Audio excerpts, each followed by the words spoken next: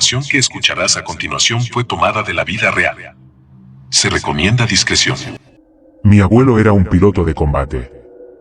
Aunque siempre se sentía distante, me caía bien.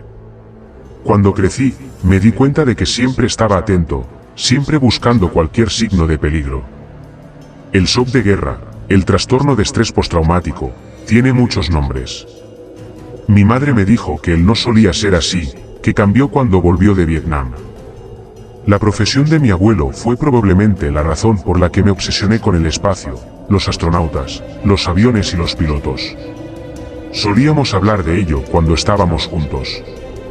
Era un oficial muy competente y de alto rango en el ejército, y conocía a algunas personas, incluso a un par de astronautas muy conocidos. Cuando una vez le pregunté si había conocido a alguien que hubiera ido a la Luna, me contestó simplemente: no me hables nunca de la Luna, chico. Es un lugar oscuro y maligno. Murió en 2004 por causas naturales. Hace unos 2 meses, decidimos renovar la vieja casa de mis abuelos. Mientras limpiaba el ático, encontré una vieja caja metálica. En la caja, había una serie de cosas que, como supuse, pertenecían a mi abuelo. Había una medalla militar, un montón de papeles y una vieja foto de mi abuelo y otros 2 hombres que no reconocí. Mi abuelo parecía tener unos 40 años, así que supongo que la foto fue tomada en los años 70. Todos llevaban trajes espaciales y la escena era el típico telón de fondo utilizado por la NASA, pero faltaba el logotipo. Solo un fondo monocromo en blanco. El parche de la misión se titulaba Rompedor del Amanecer. No entendí nada. ¿Mi abuelo era un astronauta? ¿Por qué nunca le habló a nadie de esto? ¿Rompedor del Amanecer? Nunca oí hablar de esa misión. Debe haber sido encubierta muy bien. ¿Pero por qué? Encontré las respuestas en los papeles del fondo de la caja. A continuación escribo el contenido literal, pero advierto que a muchos les puede resultar muy perturbador. Mi querida familia, si alguna vez encuentran esto, debo confesar algo. En 1972, yo no estaba en Vietnam. No debía decírselo a nadie, pero si habéis encontrado esto, probablemente ya no importe.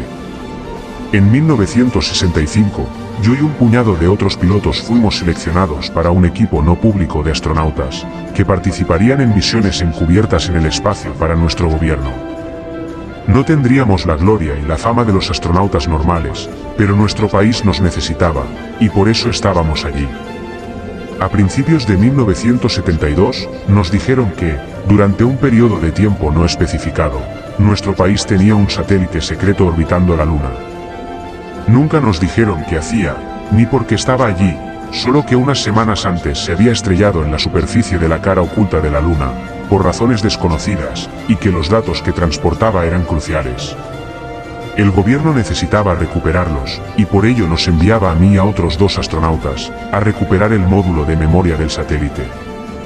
El equipo de la proyectada misión Apolo 18 nos fue transferido esencialmente. Por lo que nos habían dicho, el equipo del Apolo estaba furioso. Después de todo, tenían una razón para estarlo. Parecía que quien estaba a nuestro cargo era mucho más poderoso que la NASA.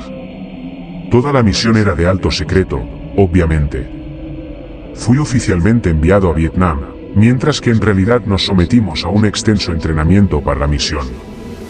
Después de un par de meses, nos encontramos de pie en la plataforma de lanzamiento frente al cohete gigante que nos llevaría a la Luna.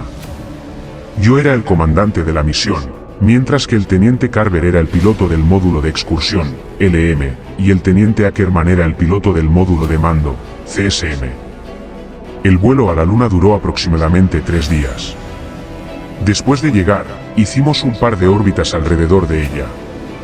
Cada vez que volábamos detrás del horizonte creado por la propia Luna, sentía un poco de impotencia cuando nuestra comunicación con todo el mundo se oscurecía, ya que la señal quedaba oscurecida por la masa esférica de roca y polvo que teníamos debajo. La cara oscura de la Luna no se parecía en nada a la cara clara, que vemos casi a diario. En lugar de lisos campos grises y tranquilos mares lunares, estaba completamente cubierta de oscuros y profundos cráteres y agujeros, como si estuviera siendo devorada lentamente por el propio universo. Finalmente se decidió iniciar el descenso a la superficie. Carver y yo intercambiamos deseos de buena suerte con Ackerman, y en el módulo lunar llamado Caronte, nos separamos del CSM llamado Trinidad. Después de anunciar Caronte ha tocado tierra, la respuesta no fue de vítores y aplausos, sino simplemente, tened cuidado ahí fuera, amigos. Así de fácil quedamos aislados del resto del mundo. Ackerman era nuestro único enlace. Mientras estaba sobre el lado de la luz, podía comunicarse con el comando de tierra, y mientras estaba sobre el lado oscuro podía comunicarse con nosotros. Nunca ambos a la vez. Aunque el periodo orbital del CSM era de aproximadamente 2 horas, solo estábamos en contacto durante unos 35 minutos en cada órbita. Aterrizamos en un plano dentro de un enorme cráter. En contra de lo que algunos creen, el Sol ilumina la cara oscura de la Luna de la misma manera que la cara clara. La cantidad de luz depende de la fase lunar. En el lugar en el que aterrizamos aún brillaba la luz del día, pero sabíamos que en unos días se haría de noche.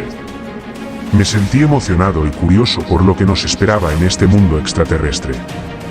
Esperamos durante 1 hora y media la respuesta del mando de Ackerman, y pasamos el tiempo preparando nuestros trajes. Todo estaba en absoluto silencio cuando pisé la superficie de la Luna. Intenté pensar en algo excesivamente inspirador que decir, pero esos tiempos ya habían pasado. Con Carver, montamos el rover, y tras clavar nuestra bandera junto a la nave, nos pusimos en marcha. Mientras atravesábamos la superficie, vi lo que pareció un destello, como un resplandor reflejado por algo metálico en la lejanía. Como era bastante común ver destellos de luz, debido a un interesante fenómeno físico causado por la radiación espacial que interactuaba con nuestros ojos, no le di mucha importancia y pronto lo olvidé. Después de conducir un par de horas, llegamos al satélite, o a lo que quedaba de él. Enseguida nos dimos cuenta de que algo no iba bien. Había docenas de huellas alrededor de la sonda, que conducían a un conjunto de 2 pistas, que se arrastraban en la distancia.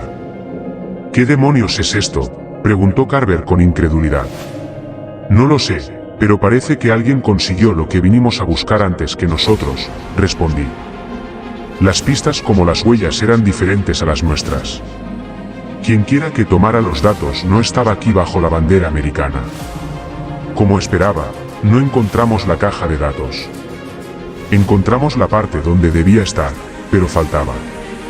Por suerte para nosotros, estábamos en contacto con Ackerman, así que nos pusimos en contacto con él para describir nuestros hallazgos. Esto no tiene ningún sentido. ¿Quién lo tomaría? ¿Los rusos? Ni siquiera tienen un programa lunar. Incluso si alguien lo tomó, ¿cómo podríamos no estar al tanto de eso? ¿Cómo pueden los rusos aterrizar en la Luna sin que nos demos cuenta?, respondió. Por lo que sabemos, los rusos no tienen ni idea de que estamos aquí, dijo Carver por radio. Vamos a seguir el rastro, corté su conversación. ¿Están seguros de esto?, preguntó Ackerman. Diablos, no estoy seguro de esto. Está claro que se nos escapa algo. Pero haré lo que dices, capitán, respondió Carver. Sí. Si lo que había en esa sonda era tan importante para que 2 países enviaran gente aquí para recuperarla, tenemos que averiguar qué pasó con ella, respondí. Entendido, Caronte. Transmitiré su paradero al mando tan pronto como pueda. Tengan cuidado ahí fuera. Nuestro oxígeno estaba ya a la mitad de su capacidad, pero seguimos adelante con la esperanza de resolver este misterio. No pasó mucho tiempo hasta que vi algo en la distancia. Al acercarnos, me di cuenta de que era una nave espacial. Su diseño era diferente al nuestro y estaba decorada con una bandera de la Unión Soviética.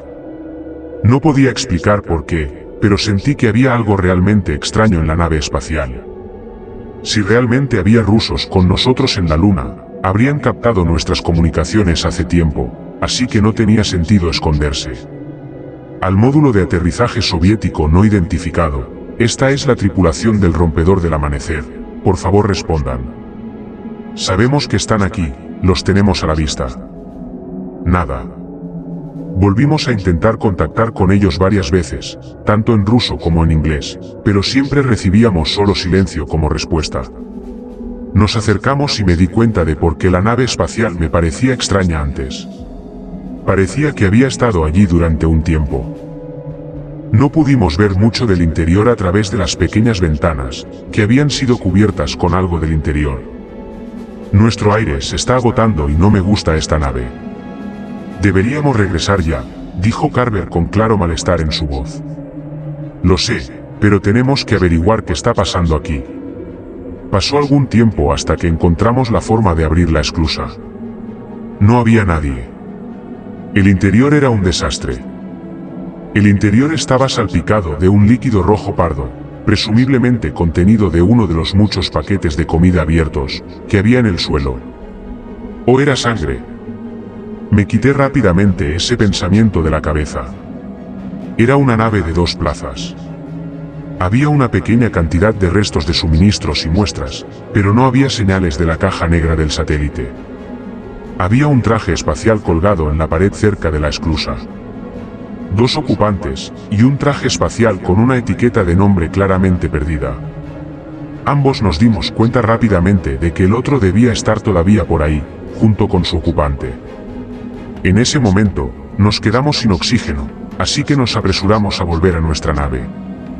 Cuando llegamos a Caronte con los últimos restos de oxígeno en nuestros trajes, compartimos nuestro intrigante descubrimiento con Ackerman, y se sorprendió tanto como el mando cuando les informó a su vez. Esa noche hice la guardia durante las primeras 4 horas. En realidad no era una noche, ya que el sol seguía brillando, pero por cuestiones de horario, nos referíamos al tiempo en que dormíamos como noche.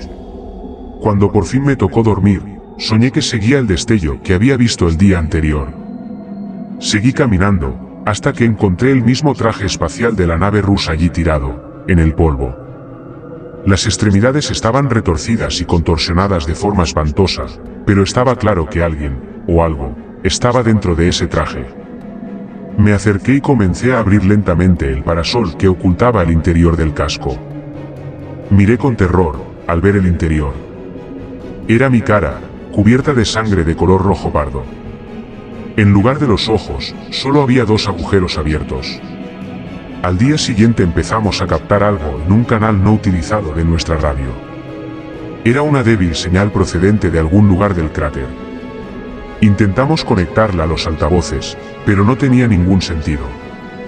Era solo un sonido repetido que se asemejaba a una persona vocalizando el sonido de una sola letra o vocal, pero que se extendía a unos 3 segundos seguidos de una pausa igualmente larga. Estaba muy distorsionado, y claramente no era un bucle, ya que cada sonido era ligeramente diferente al anterior. Comimos, y una vez más nos preparamos para el paseo lunar. Estaba más oscuro que el otro día. El sol seguía brillando, pero se arrastraba constantemente bajo el horizonte. Seguimos la fuente de la señal durante 1 hora cuando encontramos algo tirado en el polvo delante de nosotros. Me tensé cuando miré más de cerca y descubrí lo que era. Era un traje espacial. El mismo que el del módulo de aterrizaje ruso. Bueno, parece que hemos encontrado a nuestro amigo desaparecido, dijo Carver con incredulidad. No dije nada. Simplemente salté del rover, y me acerqué lentamente, en silencio, al traje. ¿Qué estás haciendo, Miller?, continuó Carver. Justo cuando estaba a punto de abrir el parasol con mis manos temblorosas, el traje cobró vida y me agarró la mano. Con el sonido que viajaba a través de nuestros trajes, oí un débil pomojite, que significa ayuda en ruso. Lo llevamos a nuestro módulo de aterrizaje. El parche de su traje reveló su identidad como Tarkov. Estaba en choque hipóxico. No sé cuánto tiempo porque estuvo allí tumbado, pero tuvo suerte de estar vivo. Durante las siguientes 2 horas, entró y salió de la conciencia. Finalmente se despertó. Nuestro ruso era malo, pero por suerte hablaba lo suficiente en inglés como para que nos entendiéramos. No recordaba por qué estaba allí, qué le había pasado a él y a su tripulación o cuál era su misión. Cuando miré por la ventana, me di cuenta de que nuestra bandera había desaparecido. No había huellas, parecía como si simplemente se hubiera desvanecido. En ese momento cada uno de nosotros estaba realmente preocupado, y pedimos que se diera por terminada la misión. El mando se negó, explicando que la recuperación de los datos del satélite era de suma importancia. Decidimos continuar la búsqueda mañana y nos fuimos a dormir. Volví a tener la misma pesadilla que el día anterior. Me desperté aterrorizado y empapado de sudor. Vi a Tarkov de pie junto a la ventana y mirando hacia afuera. Luego se acercó a Carver y se quedó allí, mirándolo mientras dormía durante 1 o 2 minutos. En silencio, le pregunté, Tarkov, ¿qué estás haciendo? Pero se limitó a murmurar algo, y se acostó. No dormí durante el resto de la noche, y lo vigilé, pero no pasó nada interesante. Al día siguiente encontramos una foto o un mapa del cráter en el que estábamos, en un bolsillo del traje de Tarkov. Había un punto a pocos kilómetros de donde estábamos que estaba marcado con una cruz. Tarkov no sabía que había allí, pero pronto me di cuenta de que estaba justo en la dirección en la que vi el destello el primer día. Teníamos que comprobarlo.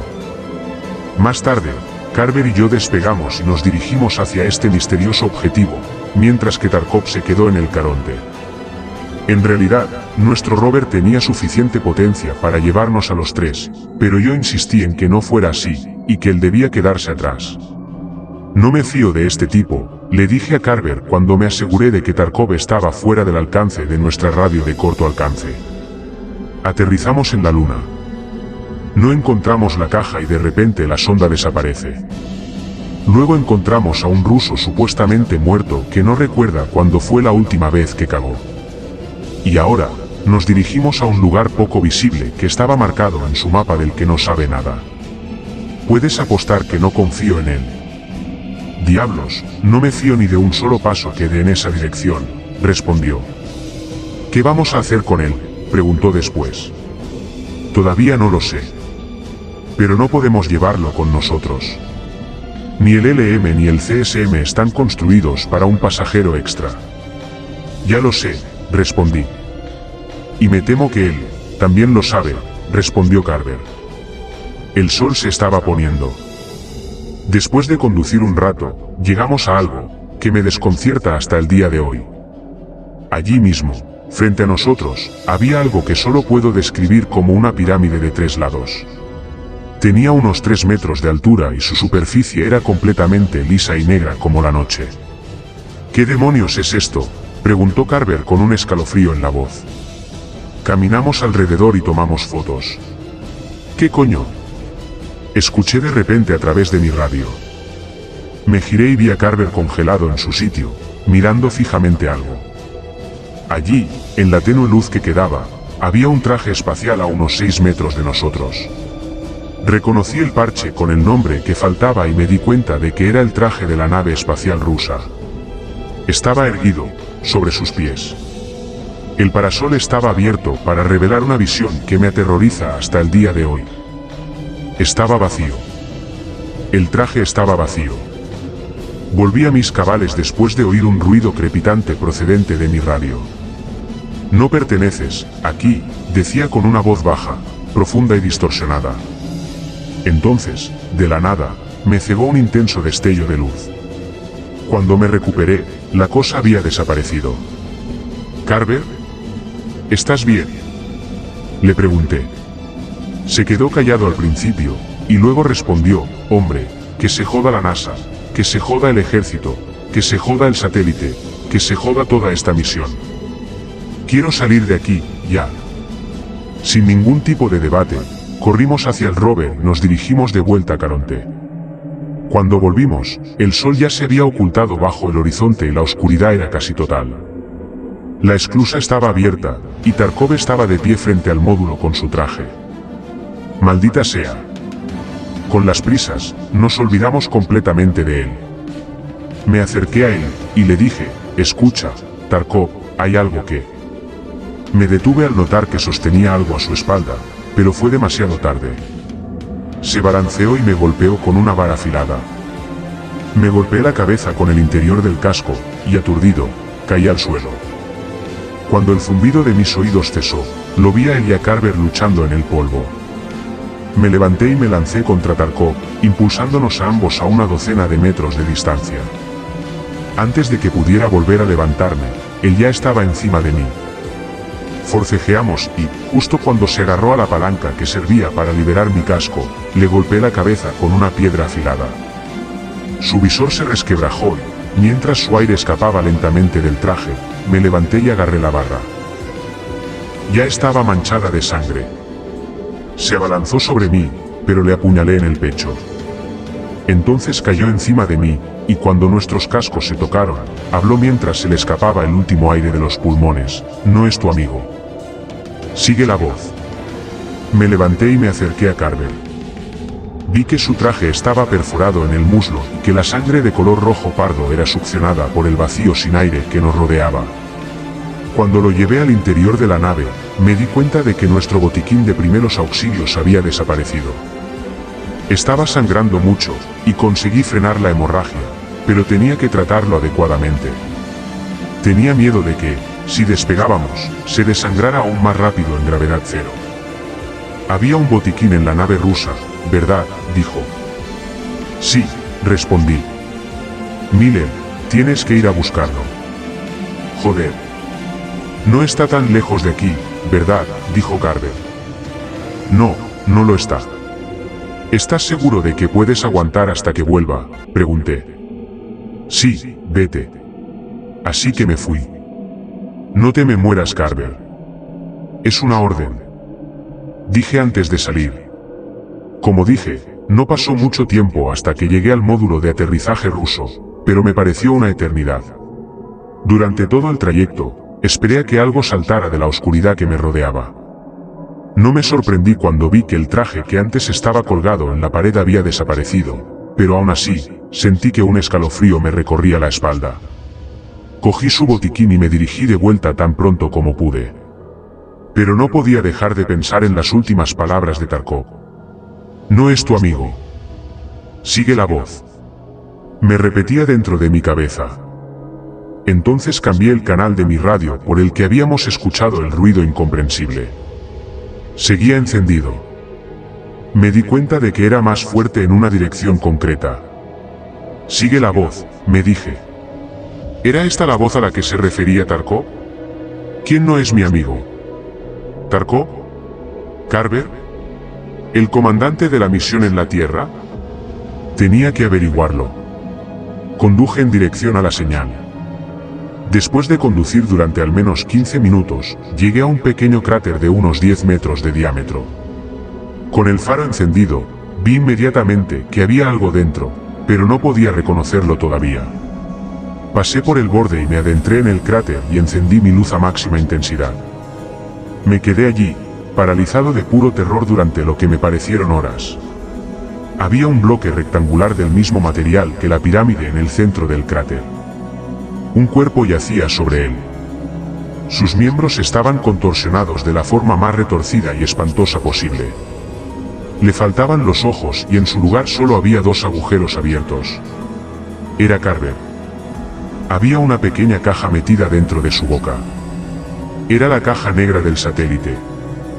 Cogí la caja y salí corriendo de allí tan rápido como pude. Carver estaba muerto. Si Carver estaba muerto, ¿quién era el Carver que dejé en la nave? No es tu amigo, fue lo único que tuve en mente el resto del camino de vuelta. Cuando regresé, el cuerpo de Tarkov había desaparecido, pero Carver seguía allí, tendido, sangrando. Pero no era Carver. ¿Qué era esa cosa? Gracias a Dios que has vuelto, Miller, dijo Carver. No era Carver. Carver estaba muerto. Mutilado. Muerto. Miller, ¿estás bien?, continuó el no Carver. Sí, tengo el kit, respondí. Él no podía saber que yo lo sabía. No podía saberlo. Traté su herida y la hemorragia finalmente se detuvo. No le dije que había encontrado la caja negra. No le dije que lo había encontrado. Con el motor rugiendo debajo de nosotros, el Caronte se partió por la mitad, y el compartimento de la tripulación nos empujó hacia arriba, hacia el vacío, mientras las piernas se quedaron plantadas en el polvo lunar eternamente. Ya escribí en varias ocasiones que había sentido pasar los minutos como si fueran horas. El ascenso y el encuentro solo duraron algo más de una docena de minutos. Pero esos minutos me parecieron décadas. Quería gritar tan fuerte que se me romperían los pulmones y quería vomitar. Pero no podía porque se descubriría. Quería desmayarme, pero no podía. Tenía que salvar a Ackerman. Después de varias vidas, finalmente atracamos con Ackerman y la Trinidad. Durante todo el calvario, lo mantuvimos al tanto, pero conocerlo fue diferente. Estaba asustado. Pero estaba aún más asustado. Él no sabía que Carver no era Carver. Yo sí lo sabía. Me desaté primero y empujé a Ackerman fuera del túnel de atraque. Le di una patada al falso Carver en la cara cuando me siguió. Cerré el túnel de atraque tras de mí. ¿Qué demonios estás haciendo, Miller? ¿Qué te pasa?, gritó Ackerman y me estampó contra la pared del módulo de mando. No lo abras. No es Carver. Esa cosa no es Carver, ¿entiendes?, grité con dolor. Aunque era un soldado curtido en 1000 batallas, Ackerman finalmente rompió a llorar. Pasé flotando junto a él, hasta los controles, y, antes de desacoplar la Keren, miré por última vez la ventana del túnel de atraque. Allí estaba. Una cosa con la cara y el cuerpo de Carver, pero no era Carver. Mirándonos fijamente. Pero sus ojos eran completamente lisos y negros como la noche misma. Abrió la boca de una forma que era sencillamente imposible para un humano, y dejó escapar un chillido fuerte y perturbador que me gustaría tanto poder olvidar. En un abrir y cerrar de ojos, se hizo un silencio sepulcral, mientras la Keren se desprendía del CSM y se perdía en el vacío. Ackerman y yo no dijimos ni una sola palabra durante los 3 días de viaje de vuelta a la Tierra. Nos pusieron en cuarentena durante meses después de volver a casa. Nadie nos explicó nunca lo que pasó en esa misión. Nunca me enteré de lo que había en la caja negra. Sinceramente, no quería saberlo, después de todo lo que viví. Pero lo que había allí fue aparentemente suficiente para cancelar todas las demás misiones a la Luna y más allá. Al final nos liberaron y dejaron muy claro que nunca debíamos hablar de ello. Nunca vi a Ackerman desde ese día. La única vez que hablé de él fue cuando un par de hombres trajeados vinieron a mi casa un día, un par de años después de la misión. Capitán Miller, ¿ha estado en contacto con el teniente Ackerman últimamente?, preguntó uno de ellos después de que intercambiáramos nuestros saludos. No, no he hablado ni sabido nada de él desde la misión. ¿Ha pasado algo?, respondí. Siento decírselo, pero el teniente Ackerman fue encontrado muerto ayer, en un bosque cercano. Tuve que sentarme. No lo conocía mucho, pero pasamos una cantidad considerable de tiempo juntos en el entrenamiento, y vivimos juntos el mismísimo infierno, así que era más que suficiente para que lo considerara un amigo. Pobre Ackerman. ¿Cómo murió?, pregunté. Todavía no lo sabemos. Pero tenía múltiples fracturas en todas sus extremidades, y le sacaron los ojos.